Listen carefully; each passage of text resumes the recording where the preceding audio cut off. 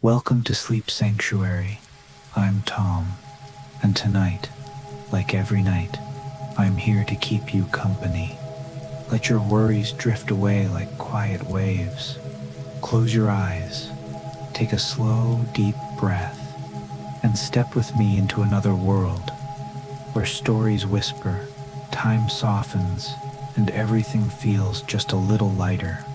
Whether you have come from a long day or simply need a gentle pause for your heart, tonight you are allowed to rest, not to achieve, just to be. And now, if you sipped or ready, let's begin our story. In the hush of night, a story begins, gentle, vast, and filled with wonder. Long before temples or poets gave her name to the wind, before prayers curled like smoke into the sky, there was only the sea, endless, breathing, blue. And on a morning that had no history yet, the ocean stirred. Soft waves kissed the shore of an unnamed isle, where white cliffs rose like quiet sentinels from the deep. The sky hung like a pale pearl, not quite night, not yet day, and from the heart of the sea foam, she emerged, not with thunder, not with trumpets or flame, but like a breath held too long, finally released. Aphrodite, her hair shimmered with strands of morning light, her skin brushed with salt and moonlight, but her eyes were quiet, as if she had dreamed for centuries and only just awakened. The water adored her, swirling around her ankles like silk, sighing at her touch. Seagulls drifted in slow circles overhead, not crying, only gliding. The world paused, watching her first step onto land, and yet there was no triumph in her heart, no thirst for worship, no craving for altars or hymns, only a faint ache within her, like the echo of a forgotten dream. She placed a hand upon her chest, wondering, what was this feeling? The foam sparkled around her. The air was thick with jasmine and sea salt. Still, the question fluttered inside her, soft, insistent. So she began to walk, bare feet pressed into cool sand. The breeze wove through her hair. Behind her, the sun rose, not bold but gentle, painting the path ahead in golden hush. She didn't know where she was going, only that she must follow that feeling, because even gods dream, and sometimes they awaken, searching for something they cannot name, something beautiful, something true, something already waiting. The shoreline gave way to a meadow, scattered with sea pinks and creeping thyme, their scent tender and ancient. Aphrodite paused, knelt by a cluster of blooms, brushing her fingers over soft petals as if they might answer. They said nothing, but she smiled anyway. In the silence, a single bird sang, low and fluted. Then another joined, and soon the dawn filled with a slow melody, woven from wings and wind. She walked toward the cliffs, past tide pools that shimmered like tiny galaxies, minnows flickering like falling stars. Her reflection wavered in the water. She lingered, not out of vanity, but in quiet wonder. Was that her? The goddess they would one day sculpt, praise, and fear? She looked gentle, almost shy. She whispered something in a language time forgot. The pool rippled outward, a silent reply. Up the winding path she climbed, the wind lifting her robe like a soft banner. At the summit stood a lone olive tree, ancient and wide. its bark silvered with age. She sat beneath it, not to rest, but simply to be, to listen. From here the sea stretched forever, not roaring, not raging, simply breathing, each wave a whisper, each crest a memory. And she remembered, a voice from deep within the foam, telling her she was born not just of beauty, but of longing. A longing not merely to be seen, but to feel. The ache in her chest was not emptiness, but invitation, a call, a thread, and so she followed it. She rose and descended the far side of the cliff into a forest shrouded in morning mist. The trees stood tall and watchful, their leaves murmuring secrets to each other. She walked slowly, reverently, each step a soft promise to the earth. The mist clung to her arms, cool and silver. Dewdrops sparkled in her hair like stars caught in golden strands. A deer lifted its head from a nearby stream. It did not flee. It simply watched, as if it knew her. Aphrodite knelt, cupped water in her hands, and drank. The taste was old, clear and deep. It filled her with stillness. By midday, she emerged from the forest to the edge of a small cove. Shells lay scattered like forgotten prayers. The tide was low, revealing tide pools edged with moss and coral. She stepped among them, pausing often, eyes wide with wonder. One pool held a shy crab tucked beneath driftwood. Another shimmered with translucent fish, darting like living light. She sat for what felt like hours, not thinking, just being. Then she sang. No words, just breath and melody. Older than time, the sea responded, not with thunder or waves, but with a hush, a silence that wrapped around her like silk. And in that stillness, she understood. This journey was never about seeking something new, but about remembering something sacred, something that had always lived within her, a softness, a truth, a dream, not the kind you forget upon waking, but the kind that stays and waits for just the right dawn to rise again.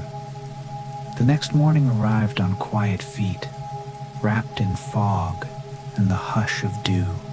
Aphrodite awoke beneath a willow near the cove, her body soft with sleep, her heart humming with a calm, wordless knowing.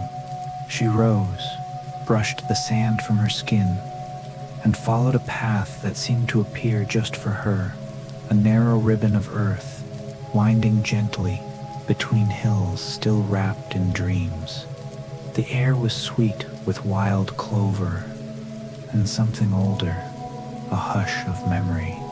Then, as if she had known it all along rather than discovered it anew, she saw it, a cottage, round and low, with walls of weathered stone and a moss-covered roof blooming with tiny flowers. It didn't sit on the hillside, it grew from it, as though it had been resting there for centuries. A slow plume of smoke drifted from the chimney, silver and thin. Beside the door stood a loom. It was old and still. Strands of thread trailed like spider silk in the morning breeze, forgotten yet patient. Aphrodite approached in silence, barefoot and weightless. She didn't knock. The door was already open. Inside, a fire burned low in the hearth. A woman sat in a chair carved from olive wood, her hair a long, loose fall of silver. Her eyes were closed, but she was not asleep. She was remembering. "I know that sound," the woman said softly, not turning her head. The hush of foam on the morning shore. Aphrodite stepped inside, her presence softer than candlelight. The woman opened her eyes, pale and deep, like the ocean at dusk. "I used to weave," she said simply, "before the days became too loud, and I forgot the patterns." Aphrodite knelt beside her, took her hands gently.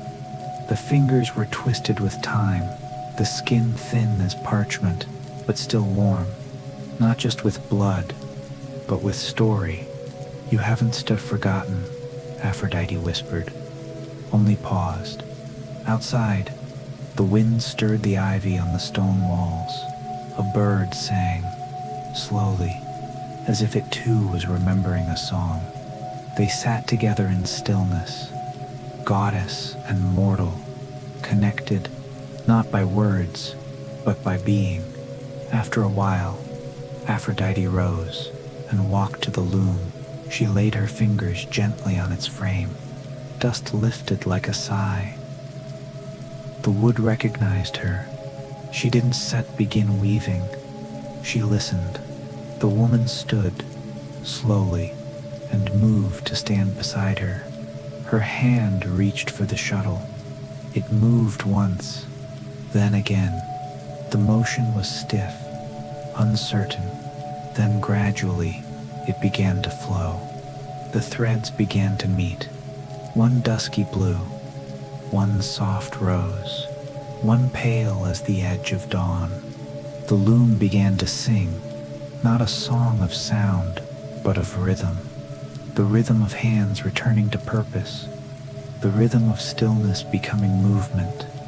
Aphrodite stepped back and watched. The woman wove until the sun dipped low, its golden light pouring across the floor like warm honey. By evening, a strip of cloth had taken shape, not grand, but alive. It held the colors of the cove, the cliffs, and the morning mist. It held silence. And beginning, the woman looked up, smiling. "You didn't teach me," she said. "No," Aphrodite replied. "You never forgot." Then she turned again toward the waiting path. The breeze lifted her hair. The world hushed around her once more. But within that quiet now, something new stirred. A thread, a rhythm, a return. And even long after she was gone, the loom kept weaving into the night. Night returned like a lullaby, slow, silver and soft. Aphrodite walked beneath the stars, their light resting gently on her skin, as if they were memories come back to visit her. The path led downward now, toward a rhythm she had always known, the sea. But the sea at night was different, quieter, yes, and also nearer, like an old friend who only speaks in whispers once darkness falls. The moon hung low, round and golden, casting a ribbon of light across the water, as if the sky itself had left her a path to follow. The tide had retreated, revealing sea-wet rocks, slick with kelp and tide pools as deep as secrets. She arrived at a hidden bay, cradled gently between two arms of stone, a place untouched by wind, where even time seemed to slow its breath. The sand was cool beneath her feet, marked by the delicate tracks of crabs and small birds. Then came a cry, soft, faint, wounded, from the shallows. There, just beyond the edge of the moonlight, a dolphin lay stranded. Its sleek body rested awkwardly on the rocks, breathing in shallow, uneven rhythm. Its wide eyes held no panic, only quiet fear. Aphrodite didn't run. She moved like moonlight itself, silent, slow, certain. Kneeling beside it, she placed her hands along its trembling side. Its skin was smooth and cool beneath her touch. She didn't speak. She hummed, a sound low and soothing, a melody shaped by the memory of waves. The dolphin stilled. Its eyes met hers, wild, aware, bold as the sea. She stayed there, simply breathing beside it, until the tide began to return. Wave by wave, whisper by whisper, the water crept closer, touching fin, brushing tail. Aphrodite leaned close and whispered something only the sea would understand, a prayer not of words, but of rhythm.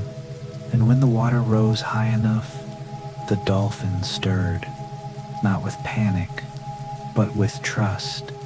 It moved, slow, graceful, back into the sea, like a sigh long held and finally let go. For a moment, it lingered beyond the break of waves, circled once, then disappeared beneath the moonlit velvet of the water. Aphrodite remained seated on a smooth stone, watching the tide roll in. She traced spirals into the damp sand with her fingertips. Not spells, not symbols, just movement, like breath. Above, clouds drifted like forgotten sails. Stars blinked through, unhurried and patient. She lay back and closed her eyes, not to sleep, but to feel the scent of night and salt, the soft hush of the tide, the echo of a dolphin's breath still lingering in the air. There was healing in this place, not because it fixed anything, but because it didn't that try to. It simply held. The wind shifted, carrying the scent of sage and driftwood. Aphrodite opened her eyes and looked into the sky, a sea of stars, and in their quiet arrangement, she imagined stories not yet told, dreams not yet dreamed. She understood now that every step along her path had not been a mission or miracle. Each place she visited was a reflection, a mirror of something within herself she had forgotten to cherish. The dolphin hadn't needed rescue. It had needed presence, a witness, stillness. And so had she. She rose, brushing the sand gently from her dress. The sea whispered behind her, not goodbye, but perhaps until next time. She didn't turn back. The moonlight lit her way, tracing a narrow path along the cliffs, and Aphrodite followed. Her feet left no mark, only presence. The dawn after the moonlit bay arrived, soft and gray. Aphrodite walked inland once more, drawn by the scent of rosemary and the quiet breath of ancient earth. The land rose gently beneath her feet, growing rockier, lonelier. The air here carried a hush, the stillness of things long remembered, long forgotten. Soon, a path emerged, not crafted, but worn deep into the hillside by countless steps, footsteps from lives now vanished. The wind moved with memory. It spoke in sighs and soft rustlings. As the sun climbed slowly behind a veil of clouds, she reached the edge of a ridge. Below it lay ruins. A once grand temple now slumbered beneath moss and ivy. Marble columns still stood in places, some upright, some broken, like the bones of a giant long at rest. Aphrodite descended in silence, as if stepping into a dream. The stones received her, not with fanfare, not with voices, but with warmth, a quiet welcome. She passed beneath a worn archway where faded carvings whispered fragments of stories no one recited anymore. The floor was cracked and uneven, yet flowers had grown in the gaps, small white blossoms, stubborn in their softness. At the heart of the temple stood a statue, tall, weathered, crumbled. It had once been her, or perhaps an idea of her. The face was eroded. One arm was gone. Ivy had coiled around the hips like a memory that refused to fade. Aphrodite stepped forward, her breath slow, her heart open. She reached out and touched the stone cheek. It was cool beneath her fingers, rough with time, and still, it felt tender. "This is how they saw me," she murmured to the silence. Not in judgment, only in wonder, beauty captured in stillness, elegance carved in stone, incomplete but present. She sat at the statue's base, folding her legs beneath her like petals folding into rest. There was no need to restore what time had taken. Let it fall, let it root, let it remain. Perfection had never been her truth, only presence. The statue wore no crown, held no blade, offered no command, only a curve, a soft gesture, like an open arm, like a breath. She smiled. Beyond the temple, a dove cooed gently among the trees. The wind found its way into the ruins, then weaving through the open spaces like a stream flowing between stones. Aphrodite closed her eyes. She could feel echoes, old chants, petals once scattered, ashes once offered, but more than anything, silence. A deep, living silence that had survived every myth, every worship, every name. She rose and wandered slowly along the temple's edge. Each step stirred the dust, lifted the quiet. In one corner, she knelt beside a patch of wild herbs, basil, thyme, myrrh, blooming beside a broken stone basin. She dipped her hands into the basin. It held no water. Still, she cupped the emptiness with quiet reverence. Sometimes a vessel, even empty, carries meaning. She whispered a blessing into it, not to gods, but to gentleness. And perhaps, in that moment, the basin remembered. As she stood to leave, the wind shifted again. The ivy along the broken walls rustled. A single petal, carried from nowhere, drifted down and landed on her shoulder. She looked up. For a brief moment, the clouds parted. A single beam of sunlight touched the heart of the crumbling statue. Aphrodite nodded, not as a goddess, but as a witness. Even the forgotten are sacred, even the broken carry song. And sometimes, a ruin is the truest kind of temple. She turned toward the path once more. This time it led into golden fields, rippling in the breeze beneath the promise of morning light. She did not rush. The journey was never meant to be fast, only true. The golden fields stretched before her like a long, slow exhale. Tall grasses moved with the wind, their blades catching the morning light as if brushed with flame too soft to burn. Aphrodite walked through them, and the grasses moved aside without resistance, as though the land had chosen to let her pass. The air had warmed. It carried the scent of ripening figs, sunlit earth, and lavender drifting from somewhere far but familiar.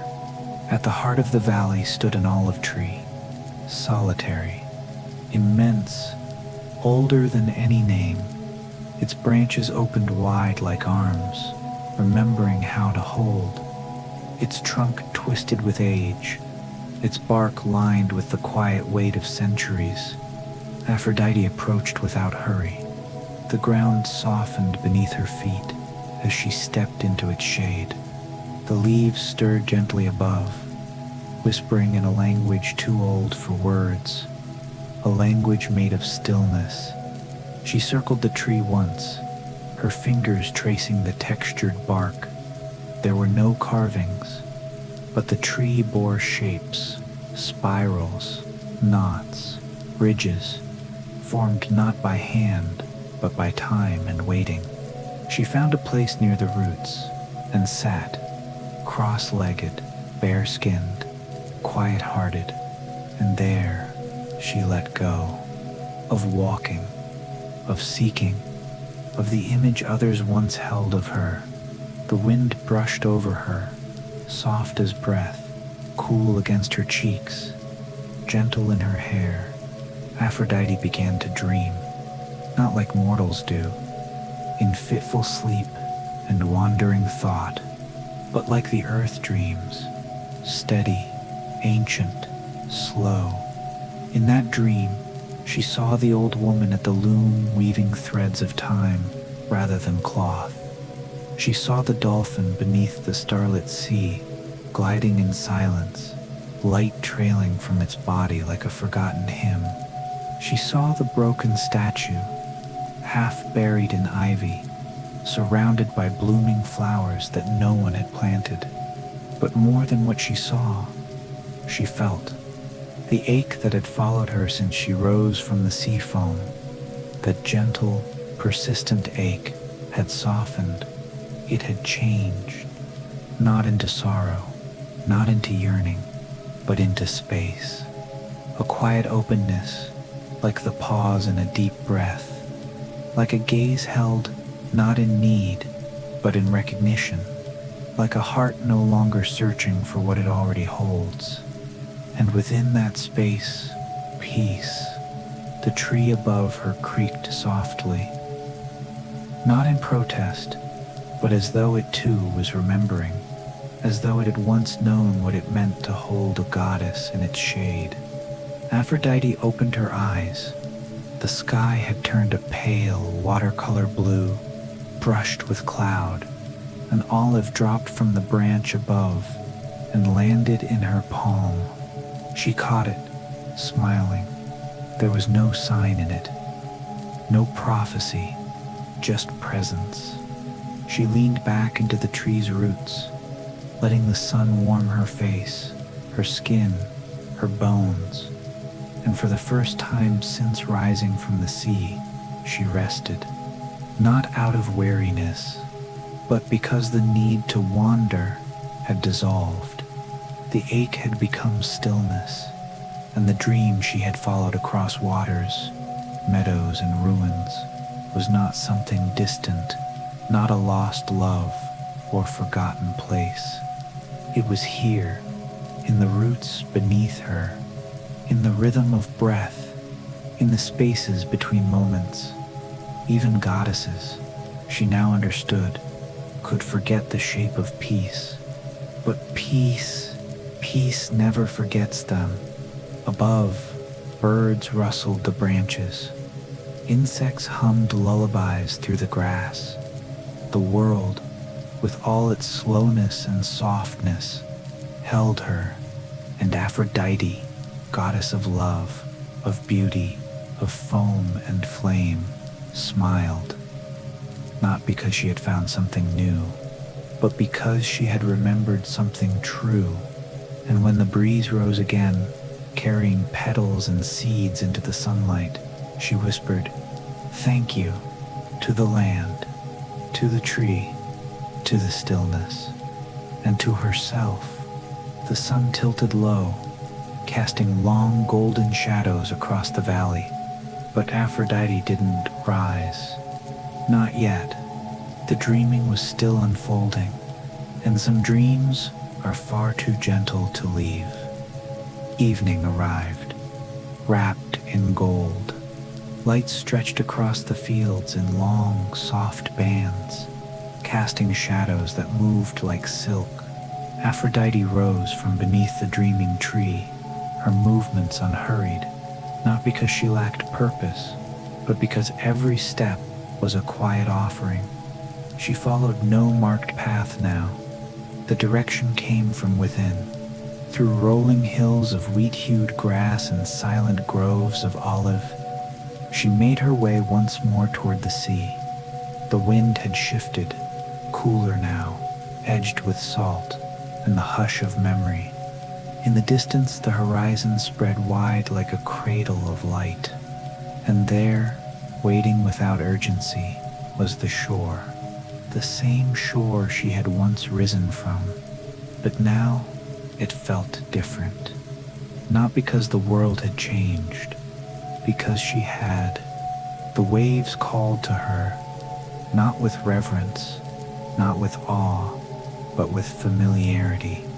As though greeting an old friend, Aphrodite stepped onto the sand. It received her without ceremony, no fanfare, no altar, only stillness. The sea foam curled gently around her ankles, like hands remembering her shape. She turned once to look back at the hills, the ruins, the tree whose roots still held warmth, not out of longing, just to say I was here.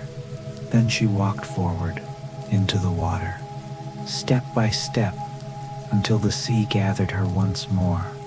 It wasn't sit warm, it wasn't sit cold, it was simply known, like returning to a lullaby once sung beneath the skin, half forgotten, yet deeply remembered. Above her, stars began to appear, not all at once, not in brilliance, simply there. Aphrodite floated on her back, arms open, eyes lifted to the night.